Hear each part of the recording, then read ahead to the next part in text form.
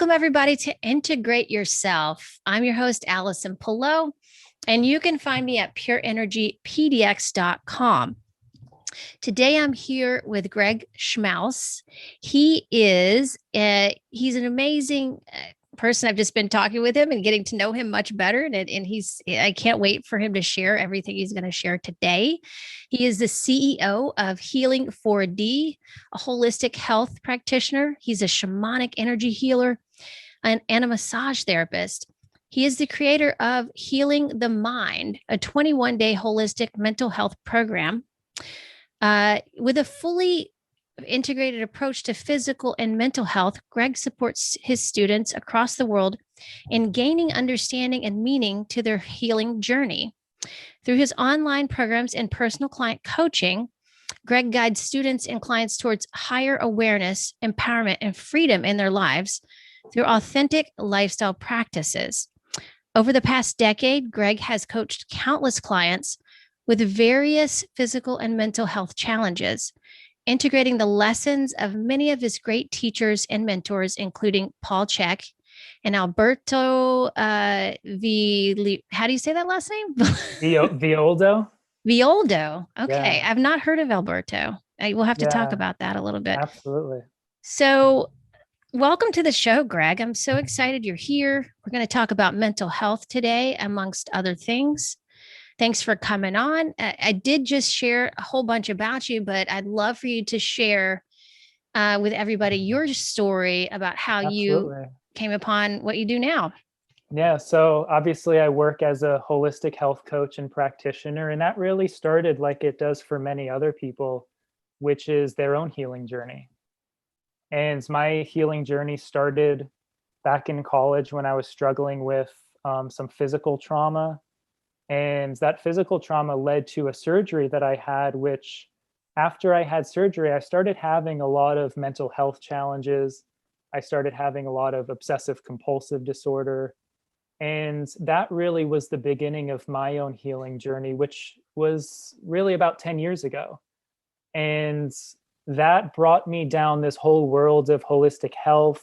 It connected me with my mentor, Paul Chek, a mutual mentor of ours. And Yes. I did a couple of years of coaching with him, and I was studying with the Chek Institute. So my journey really started with my own healing. And that's really what inspired me to become a coach, to become a therapist, to become a healer. And a lot of the work that I do with my clients is really born out of my own journey. So that's Yeah. where I love coaching people from my own personal experience and kind of embodied wisdom. Like a lot of my work is not just stuff I read in a textbook or studied in a course. It was really me down in the trenches working on myself and my own healing. Yeah. Yeah. Because ultimately, this is how we master our craft is we work on ourselves first, right? And that's how we get started. And so the journey of yourself, and you were also an athlete too before. Is that how you got injured I originally? was, Okay. well, Yeah. yeah, I was originally a soccer player, but then I left home at 16 to pursue golf um, professionally, played in college and all that. So that was my initial plan, was to play golf professionally and make a career out of that. But it seems like my heart and soul had something different in store for me. So Yeah. um, but really the athletics was almost like a delivery mechanism, which brought me to my real sense of purpose, which was working as a coach and a therapist. Yeah. That's incredible. Well, you mentioned you had OCD. Hmm. What kind? So when you say OCD, it's not it was a pretty intense experience with OCD. This is something that um felt like it was basically running your life day to day, is Absolutely. how I heard you explain it. Can you elaborate on that a little bit and just share with my audience how this really, first of all, how did it come about, Hmm. and what did this was it sounded like it turned into a major mental health issue at some Hmm. point, and you just didn't like doctors weren't able to help you. You didn't know where to turn. And so I'd love to hear more about how that transpired. Yeah, so my freshman year of college, I experienced a physical trauma that led to a surgery that I had to go in for. And the OCD started when I was coming out of anesthesia and starting my recovery. So during that recovery, I was starting to have trouble sleeping. I was having some insomnia. And one of the first few nights, I wake up in the middle of the night. You know, when you wake up and um, either you're a little clairvoyant or you think you start seeing things that aren't there, or you are seeing things that are, we could Right. say, beyond the physical realm. And what I saw was this being by the door in my room. And it really scared me. And I felt very vulnerable because it seemed somewhat dark, somewhat negative, and at least that was my perception. And I was in a really vulnerable state. I wasn't able to walk yet, so I was still in a wheelchair. So I wasn't able to get out of bed and maybe get some fresh air or anything. So I was in a really vulnerable space, and that triggered a lot of emotion inside of me, a lot of fear, a lot of stress. And I had trouble sleeping for a couple of days after that. And what happened was, from there on out, for at least a couple of months to a year or two, anytime I was in any building, I would always be checking doors to make sure there was nothing or no one there. Yeah. So I would be sitting in my classroom in college, and like every minute or so, I'm like checking the door, and I wouldn't be able to sit in there for more than like 20 minutes. I'd have to go outside and get some fresh air. So I actually left school after that for a year. And what really unfolded was a couple years where my mind would start taking thoughts, images, words, whatever it kind of latched onto as its source of attention. And it would just repeat things, right? Mm. So it would repeat the same thing for, say, hundreds to thousands of times over the course of a day. And it was very much just this stress response, this fear response from that experience that I had recovering from that trauma. So that Mm. was what really kick-started that whole cascade of events. And that pattern of, a lot of looping thoughts, repetitive thoughts, images, words, whatever the source might be, that lasted for quite a number of years. And it was very challenging because, day in and day out, it's really present with you. The mind's something you can't really escape very well. So, wherever you Right. go, there you are. So Yes. it's nothing you can really step outside of until you learn, a practice such as meditation, where you can really step outside of it and learn to witness it. And, I'm sure we'll get into a lot of that. But that was really how a lot of that unfolded and really led me to that healing journey that I went on. That's incredible. I have a question Mhm. about that. Did you feel like it was, I mean, how did you discern between it? I mean, did you think, oh, I'm seeing, I'm starting to be psychic or I'm seeing things, or is it like, or did you just feel like that was, sounded like it was more scary to you, that whole experience, and you felt like there was something, um, that wasn't right with your mental health? Was that more how you felt when you experienced that? Yeah. Yeah, I didn't at the time think I was psychic in any way. Years later, I have realized that I do have some psychic abilities that do open up at certain times, Hmm. especially at night. But at that time, I thought it was some sort of mental illness that I was struggling with. So looking back, I mean, one thing that I do believe is that everything that unfolded there was a learning and growth opportunity. And it was almost like part of the curriculum that I signed up for, in terms of like the lessons I'm here to learn and the tools and the practices I'm here to engage in. So I do see how all that was happening for me. But at the time, I wasn't able to see it because when you're in something, it's hard to step outside of it and look into it and see Yeah. um, for what it really is. So at the time, I was very much in it, and it appeared to be some sort of pathology. Right. Yeah. Yeah. Interesting. Gosh. And so, but it's great that you did find Paul Chek and he taught you how to Mhm. meditate and harness that energy more so than be afraid of it, right? That's what it Absolutely. And, sounds like. Yeah. Paul was really my guide through that whole forest. Yeah. And what he really taught me was how the mind works, and how the mind is a great tool, but a terrible master. And how to really work with the mind rather than work against it.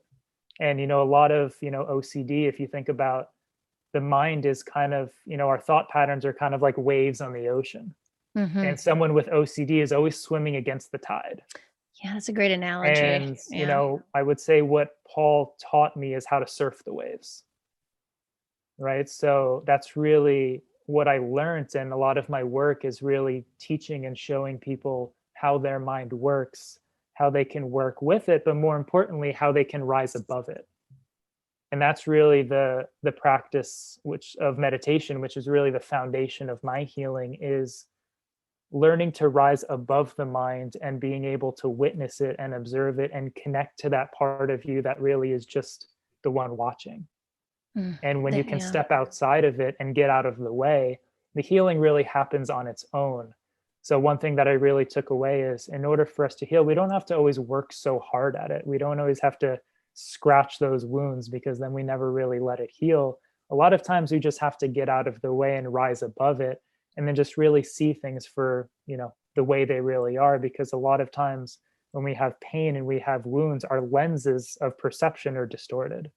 Yes, So it's definitely. really finding those practices that help us remove the lenses so we can no longer view the present through the lens of the past. Yeah, that's a great way to put it. That's beautiful. Well said. Well said. Um, yeah, I think when it's hard to know what your frame of reference is when you're in pain, you know. Sure, Yeah. sure. Yeah. Yeah, I remember being in back pain, severe back pain, and it's hard to like be optimistic about anything when you're in that much pain, you know. And Sure. yeah, but it is a matter of retraining your focus and like you said, it's a lot of it's way easier. It's just really just peeling the layers off of things we learned throughout Mhm. our life and in our childhood that just really are blocking us from realizing our full potential, and living really the most beautiful life we can. It can be way easier, and the suffering is not always necessary, but some people really want to do it that way, and that's fine too, you know? Yeah, and they say pain is inevitable, but suffering is optional. That's a So great way it's to put it. really our relationship with the pain. That's why, our mutual mentor Paul Chek calls it the pain teacher. Yes, Is because yes. pain is really, we could say, our body or our psyche's biofeedback mechanism. And the pain is just mirroring back to us where we're out of balance, whether it's Absolutely. our behaviors, choices, belief systems, and all that. Um, so, yeah, that's a beautiful insight in terms of our relationship and our perception of the pain. So did you feel like your pain was basically in your mental health aspect, like your thinking and you so the way that you were able to uh create less suffering in that situation sounds like you learned how to meditate. Is that what really That's one of the changed your direction? Yeah. Yeah, it's one of the main foundational practices that really shifted things for me. And, a couple things that I really learned through those practices are, number one, that working with the mind is very much a paradox. Mm, And when it comes to meditation, or it comes to working with your thoughts, the more you try and push things away, the more they push back. The more yeah. you try and get rid of something, the more entangled you are in that something.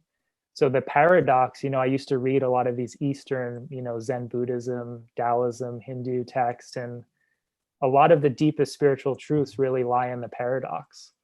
So I Hmm. would read these teachings like, if you want to get rid of something, first allow it to flourish. If you want to Exactly. shrink something, let it grow. And I Hmm. was like, that doesn't make sense, but I'm going to take this and I'm going to apply it to my meditation, to my OCD. And I was like, all right, so if I want to get rid of this thing, let me let it grow. If I want to shrink it, let me let it flourish. So I started working with my mind in that way.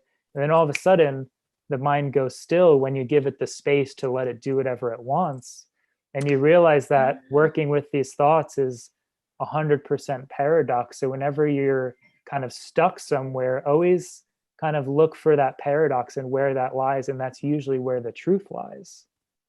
So, that was a big thing. And then another thing is really, um, when it comes to working with thought patterns and, things like OCD, a lot of these things start with a trauma where there's a lot of vulnerability. Hmm. And a lot of the vulnerability is really in our emotional experience, Yes. right? Whether Yeah. it's, anger or guilt or shame or fear, whatever emotional experience we're having, when we have a trauma like that, what happens is the psyche starts creating all these patterns, all these rituals, all these conditions as a way of making sure that we never re-experience that trauma. Right. So the mind really comes up with any way it can to avoid ever re-experiencing what it had experienced in the past. So a lot of the mental constructs and mental patterns we create are a way that we avoid our emotional vulnerability and our emotions. So, if you think about thinking is the language of the mind and feeling is the language of the body, a lot of these patterns we're using thinking to avoid feeling, we're using Right. the mind to avoid the body. So, a lot of the healing and one of the ways in which we quiet the mind is we step into the body and we step into the vulnerability of feeling our emotions because we were actually creating a resistance pattern using thought to avoid the emotion. So if we step into the emotion, there's no more resistance pattern and the mind can start quieting down. Yeah. Yeah. We're allowing ourselves to feel it Yeah, instead of like feeling is pushing it healing, right? away. I use the analogy of the beach, the beach ball, right? And you're trying to Mhm. push it down into the water, hold it down there, but it's going to inevitably pop up every time, right? You can't really hold it Mhm. down forever. And the longer you hold it down, the more pressure you create. Yes, And remember that exactly. the more pressure you build, the more need there is for a release valve. Yes, right. Right? So the mind is very often the release valve, or the obsessive compulsive behaviors are the release valve. Yeah. So, not feeling your emotions is like you said, that beach ball or like shaking that soda bottle up and never taking the cap off. Yes. So Well, a so lot is of these that how patterns. you, oh, go ahead. Sorry, No, Greg. Sorry about that. go ahead. So is that how you were able to start doing that for yourself? As you said, you were allowing it to that to flourish. So the just letting the mind go and then feeling what came up. Is that how you did it for yourself? Yeah, so there's a couple ways, number one, there's a meditation that I work with a lot of my clients that struggle with a lot of this, and I call it the puppy at the park. Where if you imagine your mind's like a puppy and you take your puppy to the park, you usually have it on the leash when you go there.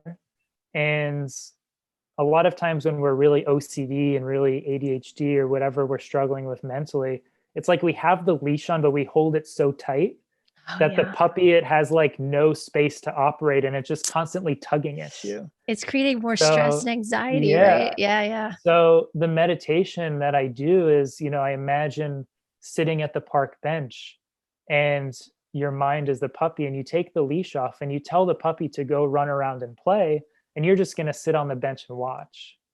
And so I would tell Yeah. my mind, all right, go run around, whatever thoughts you want to think, it's fine. Go ahead, go play. I'm just going to sit here on the bench and I'm just going to watch you. And if you get too out of control, I'm just going to, bring you back and I'm going to use the breath for that. And then we'll just play a little back and forth. And eventually the mind tends to calm down because the only reason the mind wasn't calming down was you didn't give it the space to think. You didn't give that puppy the park to play. So once you give it the space, paradoxically, eventually it doesn't take it anymore. Yeah, I Right. love that. I love And that then analogy. Yeah. if I was still struggling with that and the thoughts were still coming up or the mind was still going, then I would ask the question, what am I unwilling to feel right now? How might I be using these thoughts as a way of avoiding my emotional experience? Mm. And then I would drop into my body and be like, oh, there's some fear there. Okay, where do I feel that in my body? Or, oh, there's some shame there. Where do I feel that shame? And then I just be present with the emotions. And then all of a sudden, the mind starts to calm down. So there's Hmm. just a couple of ways that we can begin to work with some of those patterns and really start integrating all of that. Yeah. And I assume because I've had a personal experience of, so we don't always want to feel the emotion that comes up or the pain, No. because it's painful Hmm. sometimes.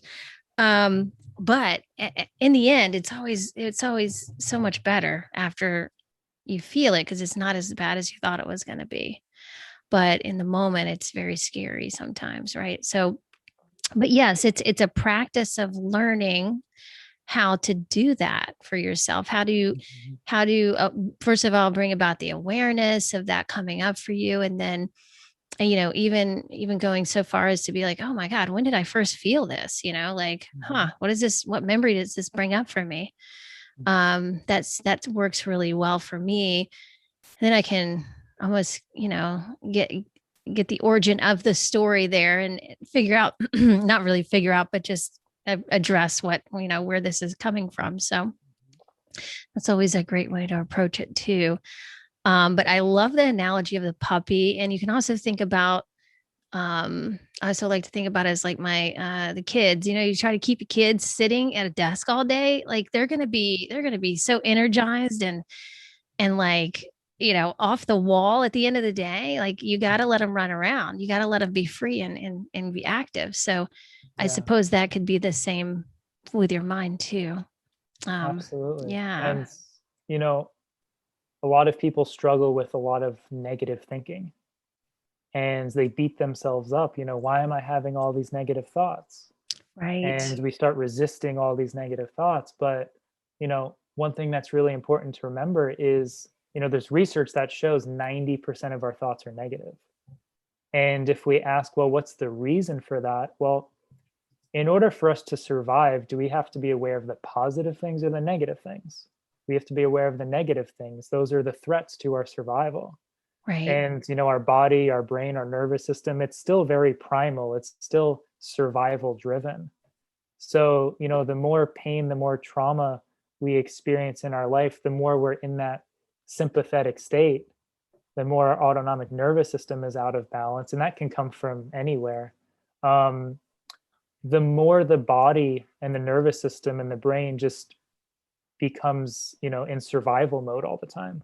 Right. And Right. when we're in survival mode all the time, and, everyone in the world right now is experiencing that with all of the stress and the fear with the pandemic, of course, our mind's going to be constantly generating negative thoughts because in reality, the mind's like a watchdog that's just looking out for our survival.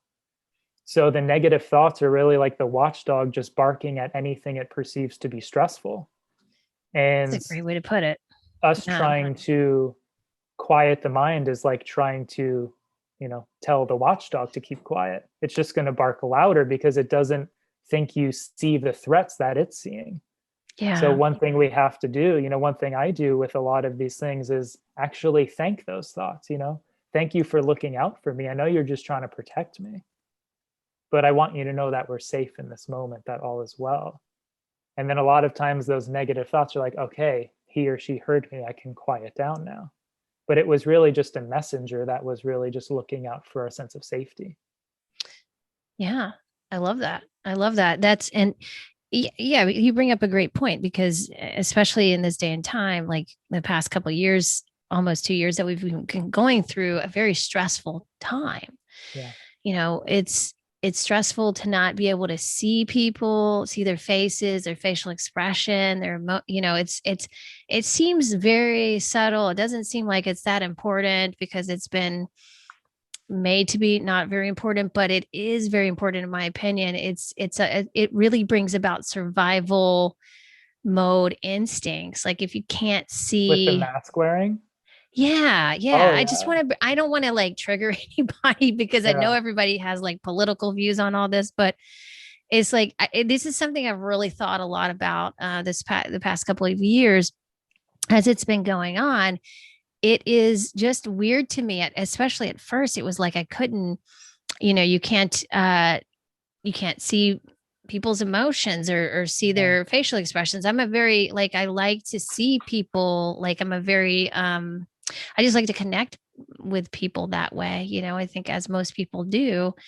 And it just made it a little challenging, and therefore then there's just this something comes up that if you can't see someone's face, then it's like, huh, that's stressful. I feel like it brings up some stress mode responses. But not to mention the fact that in people were locked down, they were in their house for a while. And so then getting out of that mode, now there's a lot of places that are starting to loosen the grip with that, as well as the mask wearing. And we're starting to integrate into society and starting to connect with people in person again, you know, but yet we're still I feel like there's still that, a little bit of that energy of, the lockdown energy, because we're not sure, we haven't really interacted with each other for a while. So it's like, we're not sure how to be now. Yeah. And so there's that aspect of, you know, uh, I don't know. Maybe you can talk more about that and tell me what your perspective is on that. But I think there's an integration period here with this. And then some states like the Oregon, where I am at, keep going back and forth with it. So it's just like, everybody's like, what next? I don't know. So, yeah, anyway, I don't know if there's a Yeah, question there, Greg, but well, I'll just run with it. sure. One thing that concerns me is the youngest generation, the children. Yeah, I And did want to talk about that. Yeah, definitely. First of all, like in terms of mask wearing, when we watch movies, all of the villains and all of the bank Yeah. robbers and everyone that we perceive as scary and threatening, they're always wearing masks. Yes. So I think that's woven into our psyche from a very young age, from like an archetypal perspective. And also, there's a lot of research showing that the way in which we assess someone else's level of safety in terms of feeling safe around them is how we perceive their facial expressions. Yes, that's true. So, the way a child feels safe around an adult is they look at their face and they perceive the level of threat or the level of safety through what they perceive as their facial expressions. So if the face is covered up, the child, especially in its developmental years, doesn't learn that level of discernment of who's safe and who's not safe to be around. And based on a lot of like the programming from what we view on television and stuff, if everyone's wearing a mask, then no one is safe to be around. Wow. And, Yeah. so I think that's, circling back to like we were talking about that sympathetic nervous system state, that's keeping everyone in a constant sympathetic state. And what's the one thing that suppresses your immune system faster than anything is a stress response, Absolutely. right? So the way in which this is all unfolding is really dismantling our own natural immunity, just because our autonomic nervous systems are constantly in this sympathetic overdrive. So I think that's, one Yeah. element that's really important. And then, if you take the pandemic at a whole and you look at it from an archetypal perspective, we have 4 survival archetypes. We have the victim, we have the saboteur, the child, and the prostitute. Mm. Right? So the victim is the part of us that feels powerless. The saboteur is where we self-sabotage. The child is the one that needs authority to take care of them and can't take responsibility for themselves. And the prostitute is the one that compromises oneself and steps out of alignment with their values. Right. Right? So, if we're told the only thing you can do to protect yourself is to stay home, wear a mask, and, wait for a shot or something, right? There's nothing else you can do to support yourself. There's the victim archetype. There's the powerlessness, right? That's really disempowering to hear. Where if you're told, oh, you can, eat well, exercise, sleep, manage your Right. stress, get outside, get out in nature, and that supports your immunity, that's really empowering, right? So you can see how the victim archetype is slowly bubbling up to the surface. And then, the sitting around and waiting for authority to tell you what to do archetypally keeps you in the position of the child, right? So then what we do is we stop taking responsibility for ourselves. Right. and we start looking for others to take care of us, right? That's where, the saboteur then comes into play. We stop eating well, we stop exercising, we start becoming apathetic in relationship to ourselves and our own sense of empowerment. So you can see how the way in which everything's unfolding is just triggering the survival archetypes within everybody. Wow, that's incredible. I never thought about it like that, but that is exactly what's happening. Yeah. Oh my God. Yeah. And so what are your thoughts on this trigger that's happening? Do you think that people that we're going to learn from this on a mass scale? Or do you think people are going to, I mean, do you think some people will wake up and start to think, oh gosh, yeah, it's better to, learn how to take care of myself so that I can be healthy and not have to, rely on authority or to tell me what to do or wait, Hmm. or rely on or just, be a victim and blame, uh, you know, just take matters into my own hands and take charge of my own health. I mean, that's what I feel like.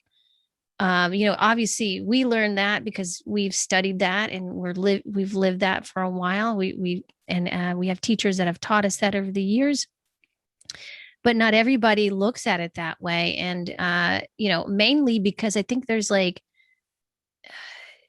this thing disconnect with the medical industry is pushing, a quick fix, um, pharmaceuticals on people, but yet they're not even acknowledging the elephant in the room, which is like, hello, healthy diet. I mean, there's so much power in the holistic lifestyle changes that you can make, and you can do it all on your own. You don't need any a pharmaceutical company to do it. you Yeah. know um so what are your thoughts on that, Greg? So, something you mentioned earlier is sometimes we need pain as a wake up call, right? So, a lot of times pain comes into our life as a feedback mechanism, and the pain is just mirroring back to us our belief systems, our choices, and our behaviors that aren't really working anymore, right? So, we could say that we sometimes go through a crisis as the crisis is really a form of a wake up call and an opportunity for spiritual growth and more self responsibility. We could say that collectively we're going through that right now. We could say that collectively we're going through that crisis, or almost like that dark night of the soul, where it's either wake up or, this is the path that we're going to go down. And, I think the wake up call is really, waking up out of those survival archetypes. Is let's not be a victim anymore. Let's really step into our power. Let's stop self sabotaging and notice what the fears and the limiting beliefs are that are blocking us. Let's step out of the child archetype or the shadow elements. There's light and shadow side to all these archetypes. So I'm talking about stepping outside of the shadow The shadow, right? elements. Stepping outside of the shadow of the child and taking more self responsibility, and then stepping outside of the shadow of the prostitute, which is really where we compromise ourselves, where we wear that for sale sign and really decide, what is it that we stand for? What do we believe in? What are my values? And how committed am I to living in alignment with that? And I think that's really one element, is really it's just a collective dark night of the soul wake up call, where the pain that we're experiencing, the crisis, is just really a mirror for us to look into.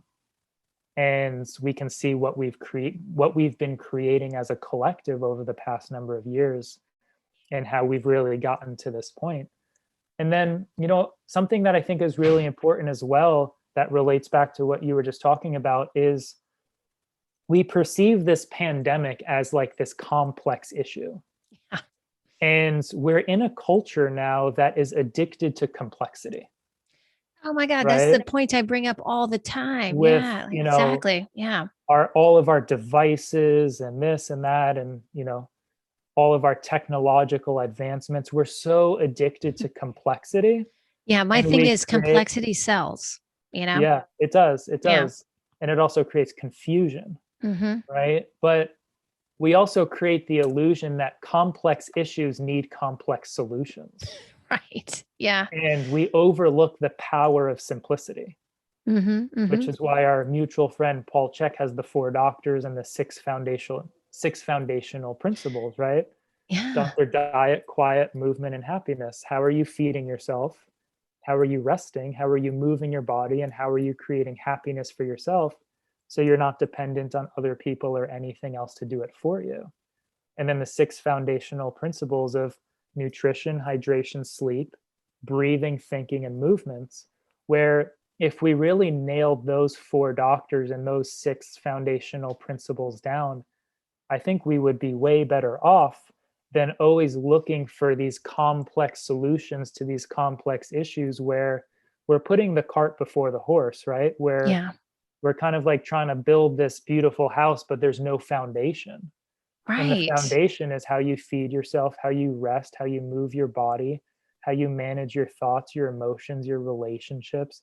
And that's really the foundation that we need to get back to, is getting back to the basics Mm-hmm. and really the power of simplicity.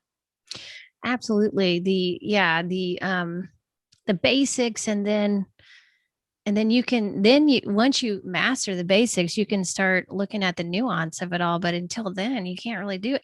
And the complexity issue, like I always think about it like this, like if our bodies were really that complex, we would have never survived. I mean, our bodies are complex, but if the solution was that complex, we would have never survived. Mhm. I mean, could you imagine? I mean, before we did fine before modern technology, and although modern technology does bring some great things to the table, at the same time, like we need to bring the humanness back in there again somewhere. It's just like, where did the human go there? So, yeah, I think that we're making it way too complicated just because we're trying to approach, and even nutrition sometimes does this. Like you'll see nutrition programs that are super complex.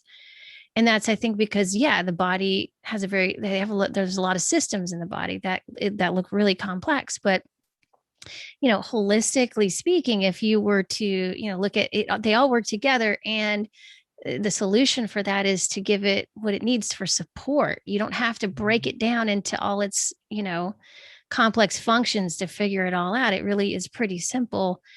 And like I said, I don't think we would have survived as a species if we if it was that complicated. Yeah. And we probably knew more about those things back in the day as well, but which we've lost touch with as we've gotten further away from nature. I think But we've gotten further away from nature. That's a big thing, is living out of harmony with nature. yeah, But then it's also, the worshipping and the over identification with the physical, and the yeah, ignoring the mental, emotional, spiritual, and the soul nature of us. yes, The physical body, which we're so focused on addressing, is kind of like the vehicle, mm-hmm, mm-hmm. but the mind, the emotions, and the soul is the one driving the vehicle. So you can Right, have two identical vehicles, but one's a very skilled driver who's done a lot of this work, and one's never driven before, right? So the result of the health of those two vehicles after you drive it a couple of times is going to be very different, right? One's going to need a yes, lot of repair and one's going to be in great shape. So really, we've ignored the effect that our thoughts, our emotions, our energy body, our emotional body, our mental body, and our spiritual body has on the physical body.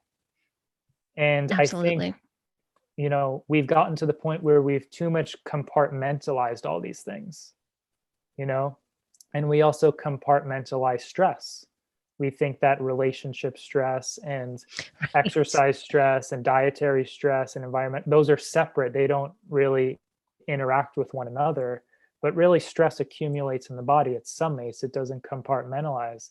So I think the complexity of breaking things down into such small individual parts, it's great to study and analyze and learn more. But if you can't put the parts together and continue to see the greater whole, I think that's where we get into trouble. Yeah, and that's where the word holistic comes into play, because it's like we're ultimately integrating everything back into the whole. That's what we're working to do. And yeah, our bodies are our frame of reference. They're very, like, don't get me wrong, super important. I love being in a body, but I Mhm. realize that this is my vehicle. I mean, because among other reasons, I mean, I've I believe like in past lives and reincarnation and that kind of thing. So if you do subscribe to that way of thinking, I think that you will soon realize that these are vehicles, and Mhm. again, not to diminish the value of a body, because you definitely need to know how to take care of it just like you would your car. It's really not that much different. But yeah, you are in it, so you're going to experience life however you treat your body. So that's really what it is. But we do get Yeah. that mixed up, like, so do you want to experience pain? Do you want to experience joy? It's like, what do you want to experience, so that then you can go about life accordingly, and how you want to treat your body. And I have set values on how I'd like to experience life in my body. And so this is how I go about it. And this is why I don't just, you know, um, do things that the authority asked me to do. If I don't Yeah. agree, if I don't want that experience in my body, like, I've got a set way I'd like to experience based on my knowledge and what I've learned over the years.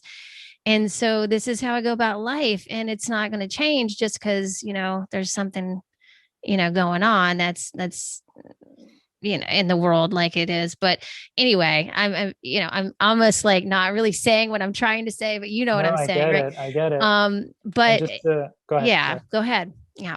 No, I was just going to build on that. And I think one of the most important things that we really need to return to is returning back to our instincts and our intuition. I think with the Yes. constant flood of information that comes in through our devices, social media, podcasts, books, all that kind of stuff, is we start relying on other people's opinions, other people's perspectives, other people's belief systems, and we start overriding our own instincts. We start Yes. overriding our own intuition, like, you know, so and so tells you you should eat these foods because they're good for you. Well, when I think about these foods, my heart starts racing really fast, right? Because, Right. I'm actually intolerant to these foods, and my body is already going into a stress response just thinking about those foods, right? So a lot of times, even in just how we feed ourselves, we stop feeding our body and we start feeding our ideas, Yes. right? So, something that's so important, especially with everything that's going on with the pandemic, is we're always being told this is what you need to do to stay healthy. It's like, well, what does your gut instinct say there? Is that true or is it not true? Because if it's Mhm. not true, go with your gut instinct, because what that person is saying might not be in your best interest. So a lot of times, out of fear, out of shame, whatever it might be, we override that instinct. We override the intuitive hit that we get. And a lot of times we just numb and suppress that with the constant flood of information. And that's where, that child archetype shows up, mom, dad, and authority is telling me to do this. I feel like I should do this, but, I have to listen to what the authority says. So I think that's really important, is just reconnecting with your instincts and intuition, And and letting I really do my best to be very discerning what kind of information comes my way. Very discerning about it.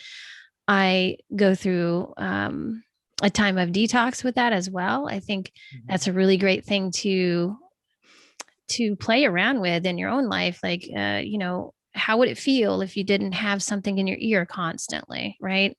Somebody else's voice. And I mean, I have a podcast, so please, I'm not saying don't listen to my podcast, but what I'm saying is sometimes you need a podcast detox, because sometimes I do that too, because I love to listen to podcasts.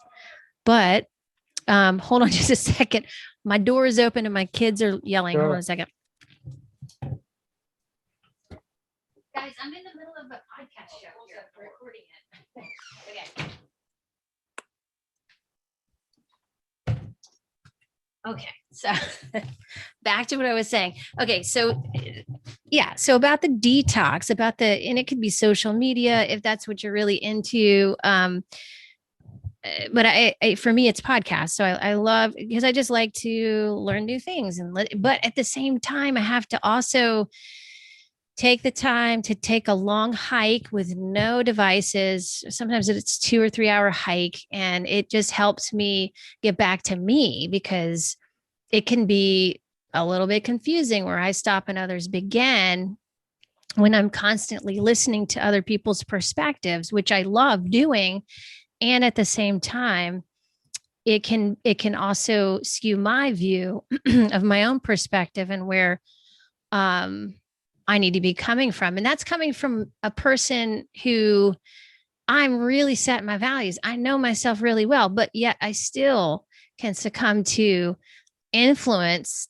If I'm not paying attention, I can really be influenced, without really realizing it. So it's beginning to pay attention to even the news that you watch, like, are you taking that in with a grain of salt, or should you even be watching it all the time? Is it having an effect on your emotions? If you're watching a news show, do you feel like it's bringing up fear within you? If it is, you might want to take a break from it, so I think it's also really being very cautious about what we're watching, even if it's a movie or show too. I just think that's something we haven't addressed so much in the health world, but it's becoming more and more important, especially since, everything's online now mostly, and we're taking in a lot more information.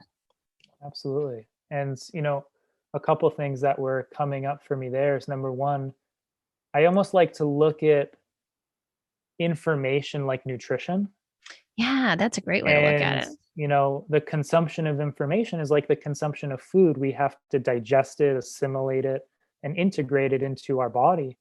And a lot of the information that we're consuming through Instagram and the news and this and that, it's kind of like empty calories. It's kind of like junk food, It is. where you're Yeah. consuming it, you're getting calories, but you're not getting any nutrition. So you constantly need to consume more and more and more until you get that fix and you get that kind of like addictive, like dopamine hit, where, we get the same thing from the consumption of like processed sugar, right? So making sure that just like we want to eat whole organic foods, we want to get real nutritious sources of information. And that might be, podcasts like yours, or reading like, I don't know, a Thich Nhat Hanh book, or like an Eckhart Tolle book. Like that's like real nutrition, right? Where we're, Yeah. what we're consuming, it's really delivering us a lot of value. So that's, one thing is really looking at your information consumption, like the consumption of food, and making sure the quality and the quantity is what's right for you. Because, if we eat more than we can digest, assimilate, and eliminate, we get backed up, right? We can say that Hmm. kind of like we can get like information Constipated thinking. constipation. Yeah. Yeah. And I remember, something that Paul Chek taught me is, don't consume more information than you can put in formation, right? Ooh, So the that's a word good one. information breaks down into information, but if you can't put it in formation, like Ah, create structure to it, then yeah. it becomes information overload. And that's where the mind and everything goes into a stress response, Yeah, right? that's So what's that's, exactly. I know. Yeah, I know exactly what you're talking about, and I've experienced it myself. And um, I think a lot of people experience that right now as well. Yeah. yeah. And then, something that's been really important for me is, I also have been huge into the consumption of information like podcasts, education, and whatnot. And one thing I found is, I started utilizing other people's voices. Mm, I would always catch myself saying, so and so said this, so and so, I heard this on this podcast. And it's like I was always delivering other people's perspective, but I yeah. would never deliver my own. And then I would check in with myself and, do some inner exploration and realize there's a wounded child in there. Mm, There's a wounded child in there that never felt like he had a voice. yeah. And never feeling like you have a voice, you're going to rely on other people's voice because the use of your own feels scary and threatening. So just as much as there's the overconsumption of information, there's also information armoring, Yes. where if I Yeah. armor myself with all this knowledge, I don't actually have to rely on the expression of my own heart. And for me, that was very much like a comfort zone of I armor myself with all these facts, all this information, and I never actually have to utilize my own voice. So that scared child in me can just continue to feel safe. I can completely and totally resonate with that. I've done that as well, and that was my exploration as or my journey in self-expression, realizing how important creative expression is to your health. And Yeah. if that is through voice, is if it's through, art or whatever, writing, whatever it is, like voice can come out in many ways. And that's also one of the reasons I did start a podcast. And I started it originally with a co-host, and that was mainly for that reason, because I just wasn't ready to be exposed yet completely. I was not, but I knew that I had to start doing it. I wanted to start doing that. So yeah, I think that, um, yeah, and it's, we don't really give ourselves uh, enough credit for our own perspective Yeah. and realize how unique that is. That's actually a very unique gift that we all have.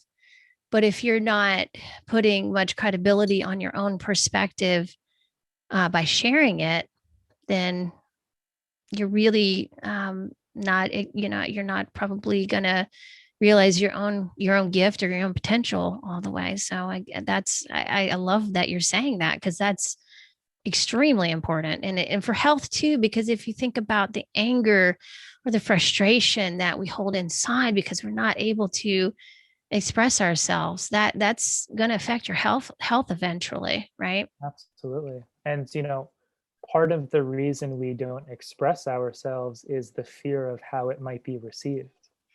Yeah. What if I express myself and I get rejected? What if I express Right. myself and I get judged? And, there was a time in our childhood where we felt rejected and judged. So that wounded child says, don't express yourself. It's not safe. Remember what happened last time.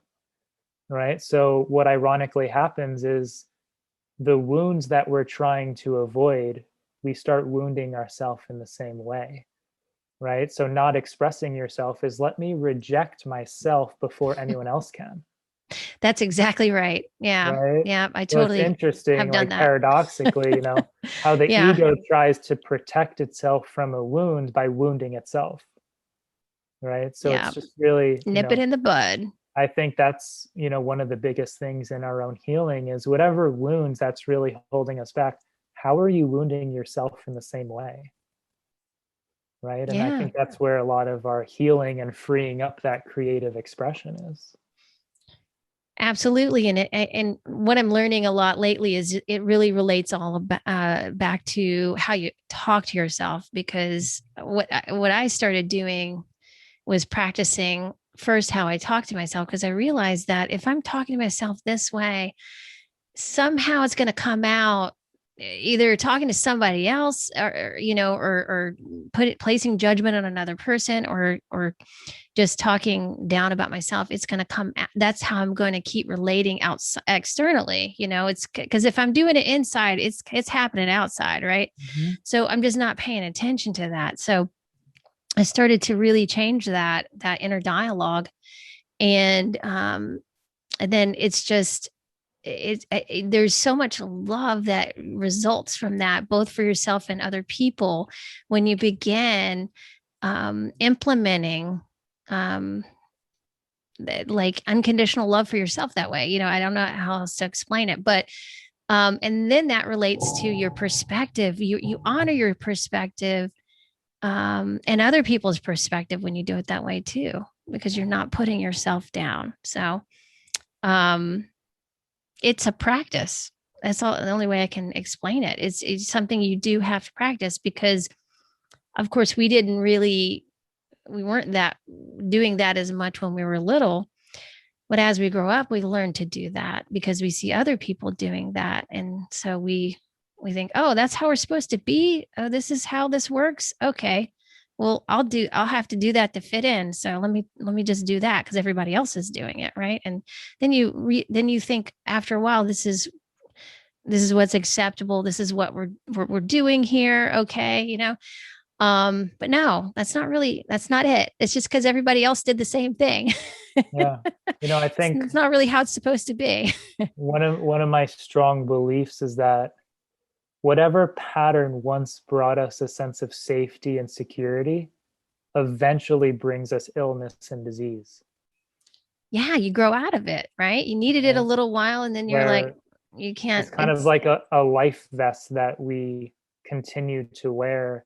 yeah, And even though we've reached the expiration date and it doesn't fit us any longer and it's time to take it off, it eventually starts weighing on us and starts kind of pulling us down. And, we have a hard time moving forward. So whatever, once brought us a sense of safety, it's like, oh, thank you, that served me well, but I no longer need to wear that anymore. right. Right. I think that's so important. Absolutely. Yeah, it really is because like you said, you're if you're continuing the value system you had based on how you perceive the world when you were younger, Hmm. you can't really take that into your adulthood. You have to now see it as because we take everything to heart when we're kids, we Yeah. really do. I mean, I think the more work I do with people realizing that we're still living out these stories, Yeah. and but we just don't realize that they're just like one of my teachers, Mark England said, they're books on the shelf. You just keep pulling out, pulling down, not realizing it. So, yeah, it's just that it's awareness. It's a practice. Start to do that, like you said, let your mind like play and maybe even like one thing I did was act out my shadows, just act out those negative or whatever emotions I was feeling, just make it really silly, just act it out. And then it's just like, it just dissipates because it's like, there's no seriousness around it anymore, you know? So there's like a lot of power in that, but I think it's about also getting back to our play. So this is what I heard you say as well. Um, Absolutely. yeah. So, well, oh my God, this has been such an incredible conversation, Greg. Yeah. Yeah, is there anything else you wanted to add before we close up? I hope that we hit on all the points we wanted to. I think we did. Oh, that's Yeah. incredible. I mean, it really feels like some of the main things that we really touched upon that I think are super important takeaways are, those survival archetypes, our Yeah, relationship with our self-empowerment, our self-responsibility, returning back to the basics, really getting those foundational principles of diet and lifestyle, and returning to that simplicity, living in harmony and connection with nature. And then also really that whatever health challenges we are experiencing and whatever pain we do experience, they're actually great opportunities. They're opportunities to grow ourselves spiritually. They're opportunities for us to evolve and grow out of the belief systems that aren't really serving us anymore. And I think each soul takes on a body, like you were saying, as an opportunity to grow into wholeness. And with a lot of the wounds that we've been talking about, we're kind of like a puzzle where the pieces are kind of fragmented. And each yeah, time we heal one part of ourselves, it's like we put the puzzle piece back until eventually we have that complete puzzle, which is really the complete human being. And I think that's the journey we're all on. We're just all taking a slightly different curriculum. yeah, yeah. We're going hard and fast here with this lesson. Absolutely. coming in coming in hot with it. So well, Absolutely. thank you, Greg. Oh my God, this has been so nice connecting with you and talking with you and having this So much wonderful fun. conversation. Can't wait for everybody Absolutely. to hear this one. um Absolutely. and oh, let's please leave my audience with how to find you, what your offerings are and all that. Yeah. So if they want to connect with me, they can go to healing4d.com. And that's, the home of my practice and all that. If they want to reach out to me, they can set up a free, consultation with me through that website.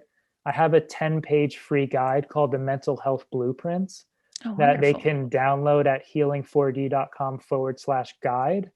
And then in a couple of months, I'm going to have a online program called Healing the Mind, A Journey to Wholeness. And that I'll have ready in a couple of months. I'm in the middle of filming that at this time. So very cool. that's That kind of sounds what's amazing. in the works as well. And on Instagram, I'm 4D /healing. So they can connect with me there as well. But usually healing4d.com is the best place to reach me. All right. Wonderful. Thank you, Greg. Well, thank you so much for having me on. This was awesome to connect. You're welcome. And it's been an honor and a pleasure. So thank you for coming on. Thanks. We'll do it again. All right. Bye-bye. Bye. Thank you. That was so much fun.